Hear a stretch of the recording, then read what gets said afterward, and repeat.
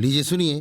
मुंशी प्रेमचंद के लिखे कथा संग्रह मानसरोवर एक की कहानी स्वामिनी, मेरी यानी समीर गोस्वामी की आवाज में।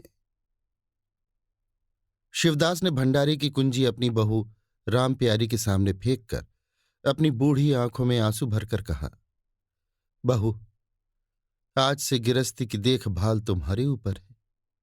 मेरा सुख भगवान से नहीं देखा गया, नहीं तो क्या जवान बेटे को यूं छीन लेते। उसका काम करने वाला तो कोई चाहिए।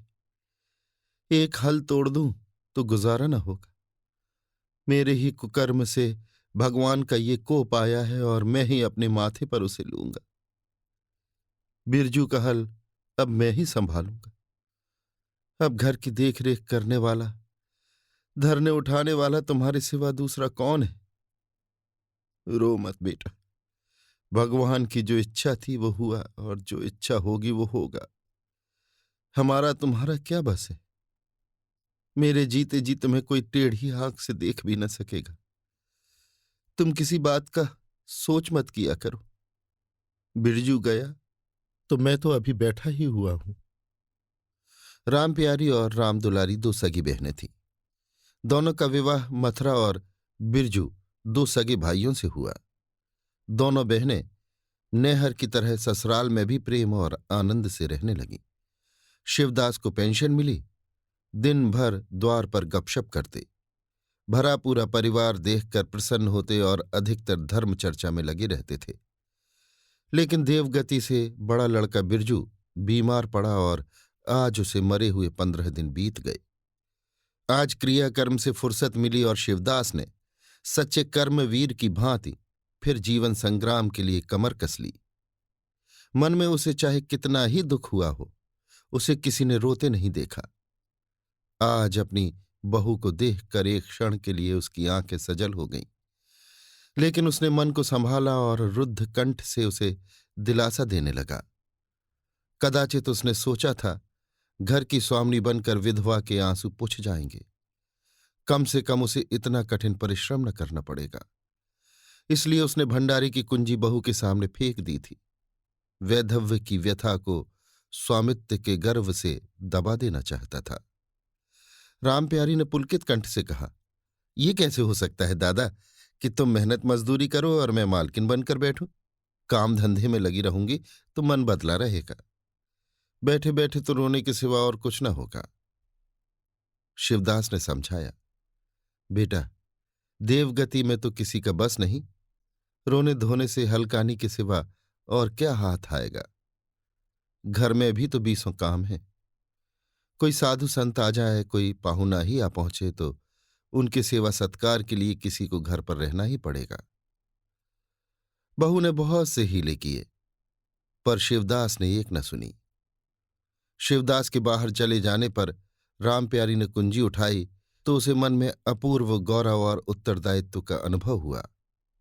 जरा देर के लिए पति वियोग का दुख उसे भूल गया।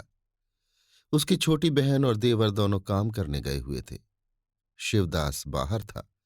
घर बिल्कुल खाली था।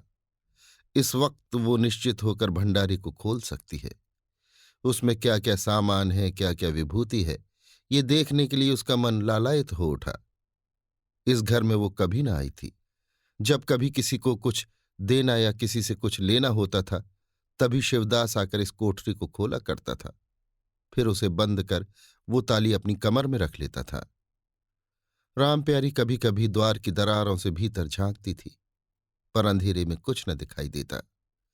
सारे घर के लिए वो कोठरी तिलिस्मिया रहस्य था, जिसके विषय में भांति भांति की कल्पनाएं होती रहती थी। आज राम प्यारी को वो रहस्य खोलकर देखने का अवसर मिल गया। उसने बाहर का द्वार बंद कर दिया कि कोई उसे भंडार खोलते न देख ले। नहीं सोचेगा बेजरूरत उसने क्यों खोला। तब आकर कांपते हुए हाथों से ताला खोला। उसकी छाती धड़क रही थी कि कोई द्वार न खटखटाने लगे। अंदर पांव रखा तो उसे कुछ उसी प्रकार का, लेकिन उससे कहीं तीव्र आनंद हुआ जो उसे अपने गहने कपड़े की पिटारी खोलने में होता था। मटकों में गुड़, शक्कर, गेहूं, जौ आदि चीजें रखी हुई थी। एक किनारे बड़े बड़े बर्तन धरे थे जो शादी ब्याह के अवसर पर निकाले जाते थे या मांगे दिए जाते थे। एक आले पर माल गुजारी की रसीदें और लेन देन के पुर्जे बंधे हुए रखे थे। कोठरी में एक विभूति सी छाई थी, मानो लक्ष्मी अज्ञात रूप से विराज रही हो। उसी विभूति की छाया में राम प्यारी आधे घंटे तक बैठी अपनी आत्मा को तृप्त करती रही। प्रतिक्षण उसके हृदय पर ममत्व का नशा सा छाया जा रहा था। जब वो उस कोठरी से निकली तो उसके मन के संस्कार बदल गए थे, मानो किसी ने उस पर मंत्र डाल दिया हो। उसी समय द्वार पर किसी ने आवाज दी। उसने तुरंत भंडारे का द्वार बंद किया और जाकर सदर दरवाजा खोल दिया। देखा तो पड़ोसिन झुनिया खड़ी है और 1 रुपया उधार मांग रही है।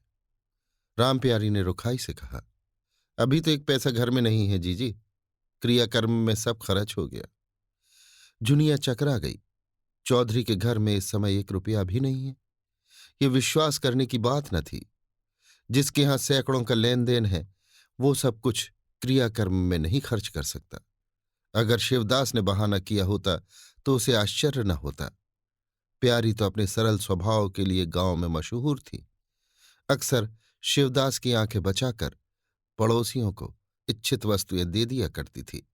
अभी कल ही उसने जानकी को सेर भर दूध दिया, यहां तक कि अपने गहने तक मांगे दे देती थी। कृपण शिवदास के घर में ऐसी सखरज बहू का आना गांव वाले अपनी सौभाग्य की बात समझते थे। जुनिया ने चकित होकर कहा, ऐसा न कहो जीजी, बड़े गाढ़े में पड़कर आई हूं। नहीं, तुम जानती हो मेरी आदत ऐसी नहीं है। बाकी का 1 रुपया देना है। प्यादा द्वार पर खड़ा बकझक कर रहा है। रुपया दे दो तो किसी तरह ये विपत्ति टले। मैं आज के 8वें दिन आकर दे जाऊंगी। गांव में और कौन घर है जहां मांगने जाऊं। प्यारी टस से मस न हुई। उसके जाते ही प्यारी सांझ के लिए रसोई पानी का इंतजाम करने लगी। पहले चावल दाल बीनना अपाढ़ लगता था और रसोई में जाना तो सूली पर चढ़ने से कम न था। कुछ देर बहनों में झांव झांव होती, तब शिवदास आकर कहते, क्या आज रसोई न बनेगी? तो 2 में से एक उठती और मोटे मोटे टिक्कड़ लगाकर रख देती, मानो बैलों का रातिब हो। आज प्यारी तन मन से रसोई के प्रबंध में लगी हुई है। अब वो घर की स्वामिनी है। तब उसने बाहर निकलकर देखा कितना कूड़ा करकट पड़ा हुआ है। बूढ़ऊ दिन भर मक्खी मारा करते हैं, इतना भी नहीं होता कि जरा झाड़ू ही लगा दें। अब क्या इनसे इतना भी ना होगा? द्वार चिकना होना चाहिए कि देखकर आदमी का मन प्रसन्न हो जाए, ये नहीं कि उबकाई आने लगे। अभी कह दूं तो तिनक उठें। अच्छा, मुन्नी नांद से अलग क्यों खड़ी है? उसने मुन्नी के पास जाकर नांद में झांका। दुर्गंध आ रही थी। ठीक, मालूम होता है महीनों से पानी ही नहीं बदला गया। इस तरह तो गाय रह चुकी। अपना पेट भर लिया, छुट्टी हुई। और किसी से क्या मतलब? हाँ, दूध सबको अच्छा लगता है। दादा द्वार पर बैठे चिलम पी रहे हैं, मगर इतना नहीं होता कि 4 घड़ा पानी नांद में डाल दें। मजूर रखा है, वो भी 3 कौड़ी का। खाने को 1.5 सेर, काम करते नानी मरती है। आ जाता है तो पूछती हूं नांद में पानी क्यों नहीं बदला। रहना हो रहे या जाए। आदमी बहुत मिलेंगे। चारों ओर तो लोग मारे मारे फिर रहे हैं। आखिर उससे ना रहा गया। घड़ा उठाकर पानी लाने चली। शिवदास ने पुकारा, पानी क्या होगा बहू, इसमें पानी भरा हुआ है। प्यारी ने कहा, नांद का पानी सड़ गया है। मुन्नी भूसे में मुंह नहीं डालती, देखते नहीं हो कोस भर पर खड़ी है। शिवदास मार्मिक भाव से मुस्कुराए और आकर बहू के हाथ से घड़ा ले लिया। कई महीने बीत गए। प्यारी के अधिकार में आते ही उस घर में जैसे वसंत आ गया। भीतर बाहर जहां देखिए किसी निपुण प्रबंधक के हस्त कौशल, सुविचार और सुरुचि के चिन्ह दिखाई देते थे। प्यारी ने गृह यंत्र की ऐसी चाबी कस दी थी कि सभी पुर्जे ठीक ठाक चलने लगे थे। भोजन पहले से अच्छा मिलता है और समय पर मिलता है। दूध ज्यादा होता है, घी ज्यादा होता है और काम ज्यादा होता है। प्यारी न खुद विश्राम लेती है, न दूसरों को विश्राम लेने देती है। घर में ऐसी बरकत आ गई है कि जो चीज मांगो घर ही में निकल आती है। आदमी से लेकर जानवर तक सभी स्वस्थ दिखाई देते हैं। अब वो पहले किसी दशा नहीं है कि कोई चिथड़े लपेटे घूम रहा है, किसी को गहने की धुन सवार है। हाँ, अगर कोई रुग्ण और चिंतित तथा मलिन वेश में है तो वो प्यारी है, फिर भी सारा घर उससे जलता है। यहां तक कि बूढ़े शिवदास भी कभी कभी उसकी बदगोई करते हैं। किसी को पहर रात रहे उठना अच्छा नहीं लगता। मेहनत से सभी जी चुराते हैं, फिर भी ये सब मानते हैं कि प्यारी ना हो तो घर का काम न चले। और तो और दोनों बहनों में भी अब उतना अपनापन नहीं। प्रातःकाल का समय था। दुलारी ने हाथों के कड़े लाकर प्यारी के सामने पटक दिए और घुन्नाई हुई बोली, लेकर इसे भी भंडारे में बंद कर दे। प्यारी ने कड़े उठा लिए और कोमल स्वर से कहा, कह तो दिया, हाथ में रुपए आने दे, बनवा दूंगी। अभी ऐसा घिस नहीं गया है कि आज ही उतार कर फेंक दिया जाए। दुलारी लड़ने को तैयार होकर आई थी। बोली, तेरे हाथ में काहे को कभी रुपए आएंगे और काहे को कड़े बनेंगे? जोड़ जोड़ रखने में मजा आता है ना। प्यारी ने हंसकर कहा, जोड़ जोड़ रखती हूं तो तेरे ही लिए कि मेरे कोई बैठा हुआ है कि मैं सबसे ज्यादा खा पहन लेती हूं? मेरा अनंत कब का टूटा पड़ा है। दुलारी, तुम ना खाओ ना पहनो जस तो पाती हो। यहां खाने पहनने के सिवा और क्या है? मैं तुम्हारा हिसाब किताब नहीं जानती। मेरे कड़े आज बनने को भेज दो। प्यारी ने सरल विनोद के भाव से पूछा, रुपए ना हो तो कहां से लाऊं?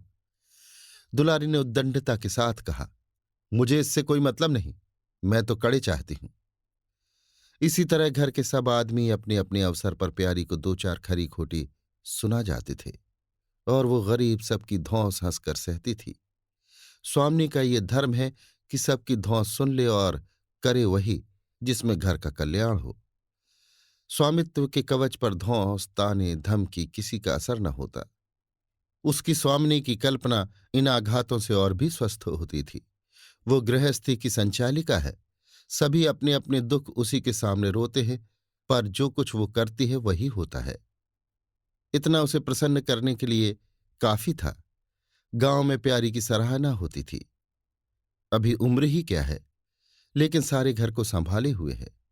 चाहती तो सगाई करके चैन से रहती। इस घर के पीछे अपने को मिटाए देती है। कभी किसी से हंसती बोलती भी नहीं, जैसे काया पलट हो गई। कई दिन बाद दुलारी के कड़े बनकर आ गए। प्यारी खुद सुनार के घर दौड़ दौड़ गई। संध्या हो गई थी। दुलारी और मथुरा हाट से लौटे। प्यारी ने नए कड़े दुलारी को दिए। दुलारी निहाल हो गई। चटपट कड़े पहने और दौड़ी हुई बरौठे में जाकर मथुरा को दिखाने लगी। प्यारी बरौठे के द्वार पर छिपी खड़ी ये दृश्य देखने लगी। उसकी आंखें सजल हो गईं। दुलारी उससे कुल 3 ही साल तो छोटी है, पर दोनों में कितना अंतर है। उसकी आंखें मानो उस दृश्य पर जम गईं। दंपत्ति का वो सरल आनंद, उनका प्रेमालिंगन, उनकी मुग्ध मुद्रा प्यारी की टकटकी सी बंध गई। यहां तक कि दीपक के धुंधले प्रकाश में वे दोनों उसकी नजरों से गायब हो गए और अपने ही अतीत जीवन की एक लीला आंखों के सामने बार बार नए नए रूप में आने लगी। सहसा शिवदास ने पुकारा, बड़ी बहू, एक पैसा दो, तमाकू मंगवाऊं।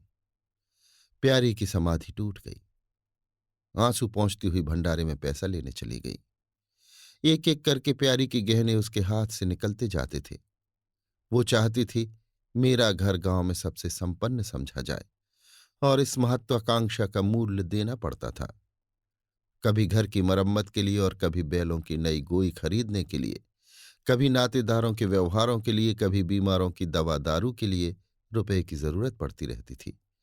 और जब बहुत कतर ब्योंत करने पर भी काम न चलता तो वो अपनी कोई न कोई चीज निकाल देती, और चीज एक बार हाथ से निकलकर फिर न लौटती थी। वो चाहती तो इनमें से कितने ही खर्चों को टाल जाती, पर जहां इज्जत की बात आ पड़ती थी वो दिल खोलकर खर्च करती। अगर गांव में हेठी हो गई तो क्या बात रही, लोग उसी का नाम तो धरेंगे।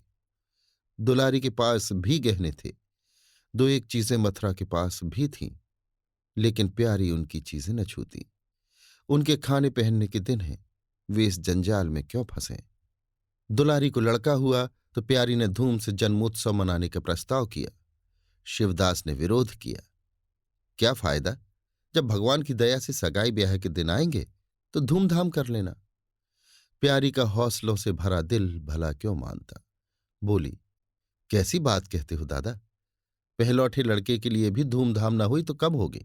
मन तो नहीं मानता, फिर दुनिया क्या कहेगी? नाम बड़े दर्शन थोड़े। मैं तुमसे कुछ नहीं मांगती, अपना सारा सरंजाम कर लूंगी।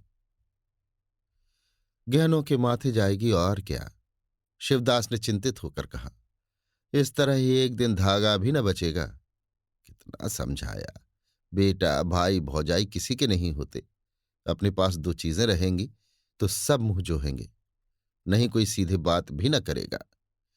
प्यारी ने ऐसा मुंह बनाया मानो वो ऐसी बूढ़ी बातें बहुत सुन चुकी है, और बोली, जो अपने हैं वे भी न पूछे तो भी अपने ही रहते हैं। मेरा धर्म मेरे साथ है, उनका धर्म उनके साथ है। मर जाऊंगी तो क्या छाती पर लाद दे जाऊंगी? धूमधाम से जन्मोत्सव मनाया गया। बरही के दिन सारी बिरादरी का भोज हुआ। लोग खा पी कर चले गए। प्यारी दिन भर की थकी मांदी आंगन में एक टाट का टुकड़ा बिछाकर कमर सीधी करने लगी। आंखें झपक गईं। मथुरा उसी वक्त घर में आया। नवजात पुत्र को देखने के लिए उसका चित्त व्याकुल हो रहा था। दुलारी सौर गृह से निकल चुकी थी। गर्भावस्था में उसकी देह क्षीण हो गई थी, मुंह भी उतर गया था, पर आज स्वस्थता की लालिमा मुख पर छाई हुई थी। सौर के संयम और पौष्टिक भोजन ने देह को चिकना कर दिया था। मथुरा उसे आंगन में देखते ही समीप आ गया और एक बार प्यारी की ओर ताक कर उसके निद्रामग्न होने का निश्चय करके उसने शिशु को गोद में ले लिया और उसका मुंह चूमने लगा। आहट पाकर प्यारी की आंखें खुल गईं, पर उसने नींद का बहाना किया और अधखुली आंखों से ये आनंद क्रीड़ा देखने लगी। माता और पिता दोनों बारी बारी से बालक को चूमते, गले लगाते और उसके मुख को निहारते थे। कितना स्वर्गीय आनंद था। प्यारी की त्रषित लालसा एक क्षण के लिए स्वामिनी को भूल गई। जैसे लगाम से मुखबद्ध, बोझ से लदा हुआ, हाँकने वाले के चाबुक से पीड़ित, दौड़ते दौड़ते बेदम तुरंग हिनहिनाने की आवाज सुनकर कनौतियां खड़ी कर लेता है और परिस्थिति को भूलकर एक दबी हुई हिनहिनाहट से उसका जवाब देता है। कुछ वही दशा प्यारी की हुई। उसका मातृत्व जो पिंजरे में बंद मूक निश्चेष्ट पड़ा हुआ था, समीप से आने वाली मातृत्व की चहकार सुनकर जैसे जाग पड़ा और चिंताओं के उस पिंजरे से निकलने के लिए पंख फड़फड़ाने लगा। मथुरा ने कहा, ये मेरा लड़का है। दुलारी ने बालक को गोद में चिपटा कर कहा, हाँ क्यों नहीं, तुम्ही ने तो 9 महीने पेट में रखा है। सांसद तो मेरी हुई, बाप कहलाने के लिए तुम कूद पड़े। मथुरा, मेरा लड़का न होता तो मेरी सूरत का क्यों होता? चेहरा मोहरा रंग रूप सब मेरा हिस्सा है कि नहीं? दुलारी, इससे क्या होता है? बीज बनिए के घर से आता है, खेत किसान का होता है। उपज बनिए की नहीं होती, किसान की होती है। मथुरा, बातों में तुमसे कोई न जीतेगा। मेरा लड़का बड़ा हो जाएगा तो मैं द्वार पर बैठकर मजे से हुक्का पिया करूंगा। दुलारी, मेरा लड़का पढ़ेगा लिखेगा, कोई बड़ा हुद्दा पाएगा, तुम्हारी तरह दिन भर बैल के पीछे न चलेगा। मालकिन से कहना कल एक पालना बनवा दें। मथुरा, अब बहुत सवेरे न उठा करना और छाती फाड़कर काम भी न करना। दुलारी, ये महारानी जीने देंगी? मथुरा, मुझे तो बेचारी पर दया आती है। उसके कौन बैठा हुआ है, हम ही लोगों के लिए मरती है। भैया होते तो अब तक 2-3 बच्चों की मां हो गई होती। प्यारी के कंठ में आंसुओं का ऐसा वेग उठा कि उसे रोकने में सारी देह कांप उठी। अपना वंचित जीवन उसे मरुस्थल सा लगा, जिसकी सूखी रेत पर वो हरा भरा बाग लगाने की निष्फल चेष्टा कर रही थी। सहसा शिवदत्त ने भीतर आकर कहा, बड़ी बहू क्या सो गई? बाजे वालों को अभी परोसा नहीं मिला, क्या कह दूं? कुछ दिनों के बाद शिवदत्त भी मर गया। उधर दुलारी के 2 बच्चे और हुए। वो भी अधिकतर बच्चों के लालन पालन में व्यस्त रहने लगी। खेती का काम मजदूरों पर आ पड़ा। मथुरा मजदूर तो अच्छा था, संचालक अच्छा न था। उसे स्वतंत्र रूप से काम लेने का कभी अवसर न मिला। खुद पहले भाई की निगरानी में काम करता रहा, बाद को बाप की निगरानी में काम करने लगा। खेती का तार भी न जानता था। वही मजूर उसके यहां टिकते थे जो मेहनत नहीं खुशामद करने में कुशल होते थे। इसलिए प्यारी को अब दिन में 2-4 चक्कर हार के भी लगाना पड़ता। कहने को वो अब भी मालकिन थी, पर वास्तव में घर भर की सेविका थी। मजूर भी उससे त्योरियां बदलते, जमींदार का प्यादा भी उसी पर धौंस जमाता। भोजन में भी किफायत करनी पड़ती। लड़कों को तो जितनी बार मांगे उतनी बार कुछ न कुछ चाहिए। दुलारी तो लड़कौरी थी, उसे भरपूर भोजन चाहिए। मथुरा घर का सरदार था, उसके इस अधिकार को कौन छीन सकता था। मजूर भला क्यों रियायत करने लगे। सारी कसर प्यारी पर ही निकलती थी। वही एक फालतू चीज थी, अगर आधा पेट खाए तो किसी को हानि न हो सकती थी। 30 वर्ष की अवस्था में उसके बाल पक गए, कमर झुक गई, आंखों की जोत कम हो गई, मगर वो प्रसन्न थी। स्वामित्व का गौरव इन सारे जख्मों पर मरहम का काम करता था। एक दिन मथुरा ने कहा, भाभी, अब तो कहीं परदेश जाने का जी होता है। यहां तो कमाई में बरकत नहीं, किसी तरह पेट की रोटी चल जाती है, वो भी रोध होकर। कई आदमी पूरब से आए हैं, वे कहते हैं वहां 2-3 रुपए रोज की मजदूरी हो जाती है। 4-5 साल भी रह गया तो माला माल हो जाऊंगा। अब आगे लड़के वाले हुए, इनके लिए कुछ तो करना ही चाहिए। दुलारी ने समर्थन किया, हाथ में 4 पैसे होंगे, लड़कों को पढ़ाएंगे लिखाएंगे। हमारी तो किसी तरह कट गई, लड़कों को तो आदमी बनाना है। प्यारी ये प्रस्ताव सुनकर अवाक रह गई, उसका मुंह ताकने लगी। इसके पहले इस तरह की बातचीत कभी न हुई थी। ये धुन कैसे सवार हो गई, उसे संदेह हुआ। शायद मेरे कारण ये भावना उत्पन्न हुई। बोली, मैं तो जाने को ना कहूंगी, आगे जैसी इच्छा हो। लड़कों को पढ़ाने लिखाने के लिए यहां भी तो मदरसा है। फिर क्या नित्य यही दिन बने रहेंगे? 2-3 साल भी खेती बन गई तो सब कुछ हो जाएगा। मथुरा, इतने दिन खेती करते हो गए, जब अब तक न बनी तो अब क्या बन जाएगी? इस तरह एक दिन चल देंगे, मन की मन में रह जाएगी। फिर अब पौरुख भी तो थक रहा है, ये खेती कौन संभालेगा? लड़कों को मैं चक्की में जोत कर उनकी जिंदगी नहीं खराब करना चाहता। प्यारी ने आंखों में आंसू लाकर कहा, भैया, घर पर जब तक आधी मिले सारे के लिए न धावना चाहिए। अगर मेरी ओर से कोई बात हो तो अपना घर बार अपने हाथ में करो, मुझे एक टुकड़ा दे देना, पड़ी रहूंगी। मथुरा आर्द्र कंठ होकर बोला, भाभी, ये तुम क्या कहती हो? तुम्हारे ही संभाले ये घर अब तक चला है, नहीं रसातल में चला गया होता। इस गृहस्थी के पीछे तुमने अपने को मिट्टी में मिला दिया, अपनी देह घुला डाली। मैं अंधा नहीं हूं, सब कुछ समझता हूं। हम लोगों को जाने दो, भगवान ने चाहा तो घर फिर संभल जाएगा। तुम्हारे लिए हम बराबर खर्च बरच भेजते रहेंगे। प्यारी ने कहा, जो ऐसा ही है तो तुम चले जाओ, बाल बच्चों को कहां कहां बांधे फिरोगे? दुलारी बोली, ये कैसे हो सकता है बहन? यहां देहात में लड़के क्या पढ़े लिखेंगे? बच्चों के बिना इनका जी भी वहां न लगेगा। दौड़ दौड़ कर घर आएंगे और सारी कमाई रेल खा जाएगी। परदेश में अकेले जितना खर्चा होगा उतने में सारा घर आराम से रहेगा। प्यारी बोली, तो मैं ही यहां रहकर क्या करूंगी? मुझे भी लेते चलो। दुलारी उसे साथ ले चलने को तैयार न थी।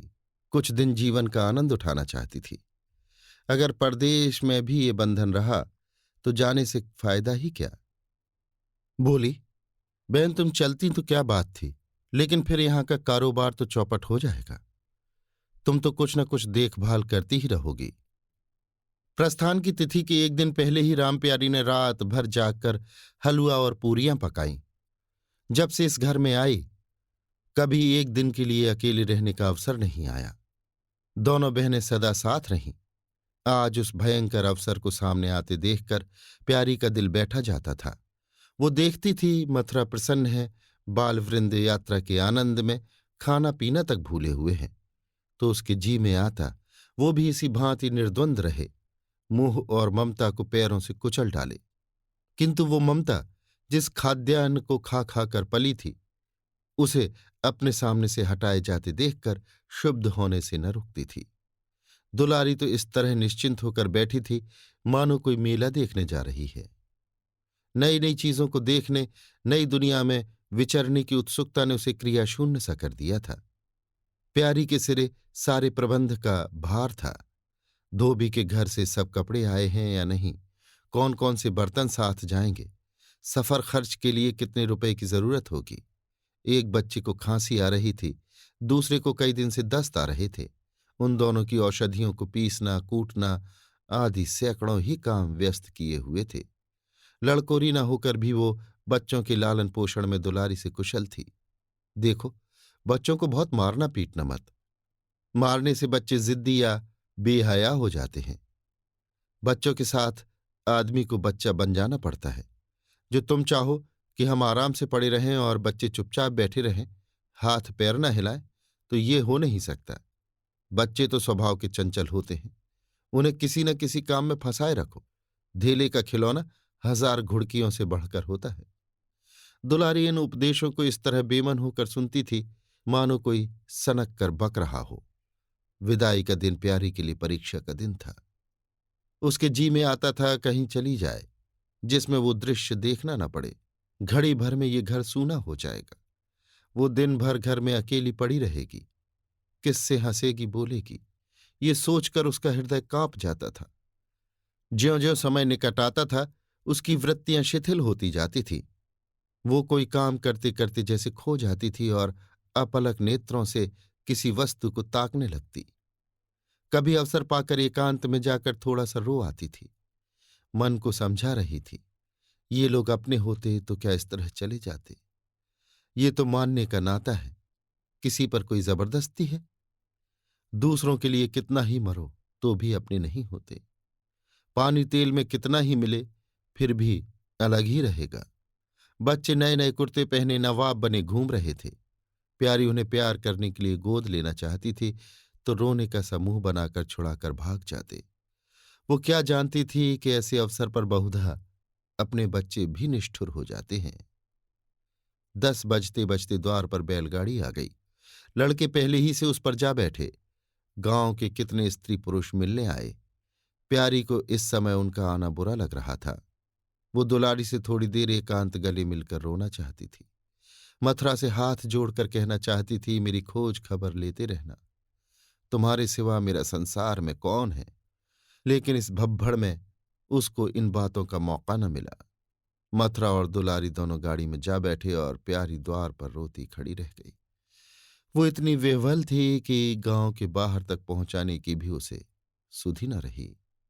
कई दिन तक प्यारी मूर्छित सी पड़ी रही। न घर से निकली, न चूल्हा जलाया, न हाथ मुंह धोया। उसका हलवाहा जोखू बार बार आकर कहता, मालकिन उठो, मुंह हाथ धो, कुछ खाओ पियो, कब तक इस तरह पड़ी रहोगी। इस तरह की तसल्ली गांव की और स्त्रियां भी देती थीं, पर उनकी तसल्ली में एक प्रकार की ईर्ष्या का भाव छिपा हुआ जान पड़ता था। जोखू के स्वर में सच्ची सहानुभूति झलकती थी। जोखू कामचोर बातूनी और नशेबाज था। प्यारी उसे बराबर डांटती रहती थी। 2 एक बार उसे निकाल भी चुकी थी, पर मथुरा के आग्रह से फिर रख लिया था। आज भी जोखू की सहानुभूति भरी बातें सुनकर प्यारी झुंझलाती, ये काम करने क्यों नहीं जाता, यहां मेरे पीछे क्यों पड़ा हुआ है। मगर उसे झिड़क देने को जीना चाहता था। उसे उस समय सहानुभूति की भूख थी। फल कांटेदार वृक्ष से भी मिले तो क्या उन्हें छोड़ दिया जाता है। धीरे धीरे क्षोभ का वेग कम हुआ। जीवन के व्यापार होने लगे। अब खेती का सारा भार प्यारी पर था। लोगों ने सलाह दी, एक हल तोड़ दो और खेतों को उठा दो, पर प्यारी का गर्व यों ढोल बजाकर अपनी पराजय स्वीकार न कर सकता था। सारे काम पूर्ववत चलने लगे। उधर मथुरा की चिट्ठी पत्री न भेजने से उसके अभिमान को और भी उत्तेजना मिली। वो समझता है मैं उसके आश्रय बैठी हूं, उसके चिट्ठी भेजने से मुझे कोई निधि न मिल जाती। उसे अगर मेरी चिंता नहीं है तो मैं कब उसकी परवाह करती हूं। घर में तो अब विशेष काम रहा नहीं। प्यारी सारे दिन खेती बाड़ी के कामों में लगी रहती। खरबूजे बोए थे, वो खूब फले और खूब बिके। पहले सारा दूध घर में खर्च हो जाता था, अब बिकने लगा। प्यारी की मनोवृत्तियों में भी एक विचित्र परिवर्तन आ गया। वो अब साफ कपड़े पहनती, मांग चोटी की ओर से भी उतनी उदासीन न थी। आभूषणों में भी रुचि हुई। रुपए हाथ में आते ही उसने अपने गिरवी गहने छुड़ाए और भोजन भी संयम से करने लगी। सागर पहले खेतों को सींचकर खुद खाली हो जाता था, अब निकास की नालियां बंद हो गई थीं। सागर में पानी जमा होने लगा और उसमें हल्की हल्की लहरें भी खिली थीं। खिले हुए कमल भी थे। एक दिन जोखू हार से लौटा तो अंधेरा हो गया था। प्यारी ने पूछा, अब तक वहां क्या करता रहा? जोखू ने कहा, 4 क्यारियां बच रही थी। मैंने सोचा 10 मोट और खींच दूं। कल का झंझट कौन रखे। जोखू अब कुछ दिनों से काम में मन लगाने लगा था। जब तक मालिक उसके सिर पर सवार रहते थे वो हीले बहाने करता था। अब सब कुछ उसके हाथ में था। प्यारी सारे दिन हार में थोड़ी ही रह सकती थी, इसलिए अब उसमें जिम्मेदारी आ गई थी। प्यारी ने लोटे का पानी रखते हुए कहा, अच्छा हाथ मुंह धो डालो। आदमी जान रखकर काम करता है। हाय हाय करने से कुछ नहीं होता। खेत आज ना होते कल होते, क्या जल्दी थी। जोखू ने समझा प्यारी बिगड़ रही है। उसने तो अपनी समझ में कारगुजारी की थी और समझा था तारीफ होगी। यहां आलोचना हुई। चिढ़कर बोला, मालकिन, दाहिने बाएं दोनों ओर चलती हो। जो बात नहीं समझती हो उसमें क्यों कूदती हो? कल के लिए तो उचवा के खेत पड़े सूख रहे हैं। आज बड़ी मुश्किल से कुआं खाली हुआ था। सवेरे में पहुंचता तो कोई और आकर न छेंक लेता। फिर अठवारे तक राह देखनी पड़ती। तब तक तो सारी ऊख विदा हो जाती। प्यारी उसकी सरलता पर हंसकर बोली, अरे तो मैं तुझे कुछ कह थोड़ी रही हूं पागल। मैं तो कहती हूं कि जान रखकर काम कर। कहीं बीमार पड़ गया तो लेने के देने पड़ जाएंगे। जोखू, कौन बीमार पड़ जाएगा? मैं? 20 साल में कभी सिर तक तो दुखा नहीं। आगे की नहीं जानता। कहो रात भर काम करता रहूं। प्यारी, मैं क्या जानूं। तुम ही अंतरे दिन बैठे रहते थे और पूछा जाता था तो कहते थे जुरा गया था, पेट में दर्द था। जोखू झेंपता हुआ बोला, वो बातें जब थी जब मालिक लोग चाहते थे कि इसे पीस डालें। अब तो जानता हूं मेरी ही माथे है। मैं ना करूंगा तो सब चौपट हो जाएगा। प्यारी, मैं क्या देखभाल नहीं करती? जोखू, तुम बहुत करोगी 2 बेर चली जाओगी। सारे दिन तुम वहां बैठी नहीं रह सकती। प्यारी को उसके निष्कपट व्यवहार ने मुग्ध कर दिया। बोली, तो इतनी रात गए चूल्हा जलाओगे? कोई सगाई क्यों नहीं कर लेते? जोखू ने मुंह धोते हुए कहा, तुम भी खूब कहती हो मालकिन। अपने पेट भर को तो होता नहीं, सगाई कर लूं। 1.25 सेर खाता हूं। 1 जून पूरा 1.25 सेर। दोनों जून के लिए 2 सेर चाहिए। प्यारी, अच्छा आज मेरी रसोई में खाओ, देखूं कितना खाते हो। जोखू ने पुलकित होकर कहा, नहीं मालकिन, तुम बनाते बनाते थक जाओगी। हाँ, आधा आध सेर के 2 रोटा बनाकर खिला दो तो खा लो। मैं तो यही करता हूं। बस आटा सानकर 2 लिट बनाता हूं और उपले पर सेंक लेता हूं। कभी मठे से, कभी नमक से, कभी प्याज से खा लेता हूं और आकर पड़ रहता हूं। प्यारी, मैं तुम्हें आज फुलके खिलाऊंगी। जोखू, तब तो सारी रात खाते ही बीत जाएगी। प्यारी, भको मत, चटपटाकर बैठ जाओ। जोखू, जरा बैलों को सानी पानी देता जाऊं तो बैठूं। जोखू और प्यारी में ठनी हुई थी। प्यारी ने कहा, मैं कहती हूं धान रोपने की कोई जरूरत नहीं। झड़ी लग जाए तो खेत डूब जाए, बरखा बंद हो जाए तो खेत सूख जाए। ज्वार बाजरा सन अरहर सब तो है, धान ना सही। जोखू ने अपने विशाल कंधे पर फावड़ा रखते हुए कहा, जब सबका होगा तो मेरा भी होगा। सबका डूब जाएगा तो मेरा भी डूब जाएगा। मैं क्यों किसी से पीछे रहूं। बाबा के जमाने में 5 बीघा से कम नहीं रोपा जाता था। बिरजू भैया ने उसमें 1-2 बीघे और बढ़ा दिए। मथुरा ने भी थोड़ा बहुत हर साल रोपा। तो मैं क्या सबसे गया बीता हूं? मैं 5 बीघे से कम न लगाऊंगा। तब घर में 2 जवान काम करने वाले थे।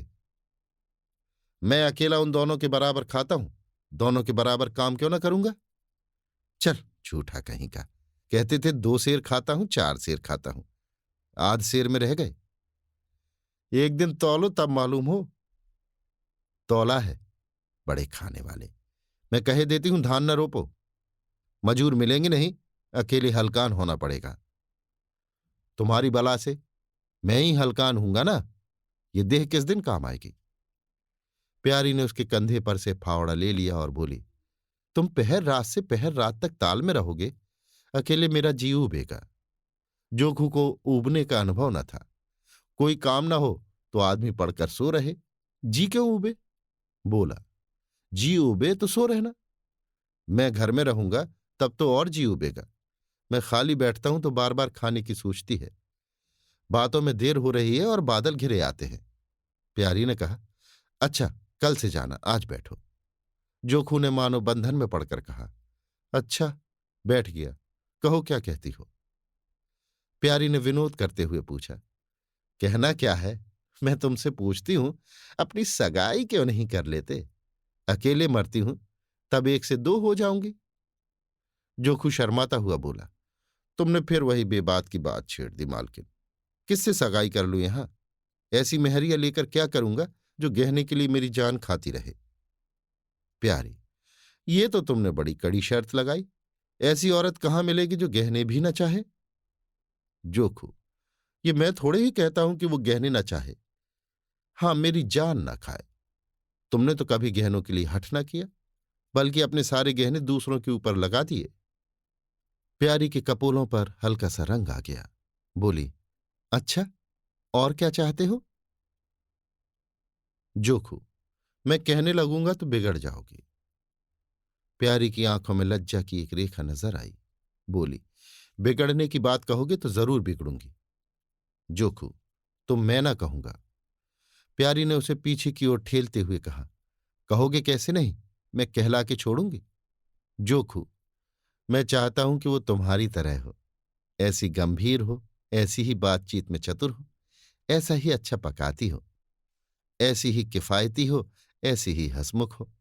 बस ऐसी औरत मिलेगी तो करूंगा, नहीं इसी तरह पड़ा रहूंगा। प्यारी का मुख लज्जा से आरक्त हो गया। उसने पीछे हटकर कहा, तुम बड़े नटखट हो, हंसी हंसी में सब कुछ कह गए। अभी आप सुन रहे थे मुंशी प्रेमचंद के लिखे कथा संग्रह मानसरोवर एक की कहानी स्वामिनी, मेरी यानी समीर गोस्वामी की आवाज में।